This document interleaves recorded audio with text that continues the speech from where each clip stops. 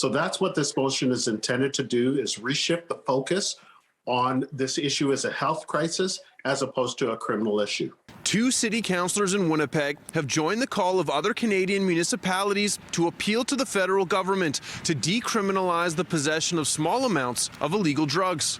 Sherry Rowlands and Marcus Chambers have put forward a notice of motion to City Council asking the city to work with the federal government to begin the process of decriminalizing the possession of drugs in the amount deemed for personal use when inside city limits. What this really is about is scaling up the primary healthcare responses, scaling up the social services work, and prioritizing those. The motion put forward requests the feds provide an exemption for Winnipeg under the existing Controlled Drugs and Substances Act.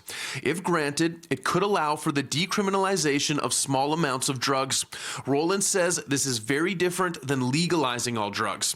Similar requests have been made by Vancouver, Toronto, Montreal, and Edmonton. We know that criminalization makes it difficult for people to access services and really risks subjecting them to more harms like injury, like diseases. I think our jails and our criminal justice system is full of individuals that have been charged with possession of drugs, and the focus needs to be on the root cause of why they're taking those drugs. Marcus Chambers, Deputy Mayor and Chair of the Winnipeg Police Board, seconded the motion. He wants police to focus their resources on criminals in the drug trade, like traffickers and dealers.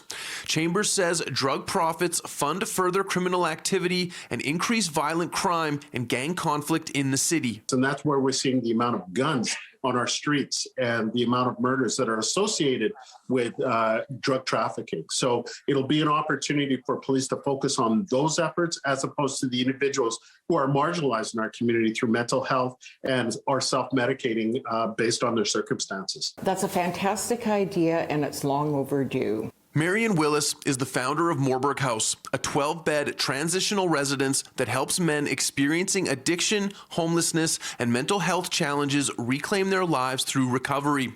Willis hopes the motion will be supported and provide a new framework for all levels of government to unite in their approach to dealing with the drug crisis in Winnipeg and across Canada, a crisis that has claimed so many lives and left many others behind bars. It's always going to be better to mandate people into recovery than to simply lock people up. The decriminalization notice of motion is set to go before Executive Policy Committee for debate in February. In Winnipeg, Mark Neufeld, City News.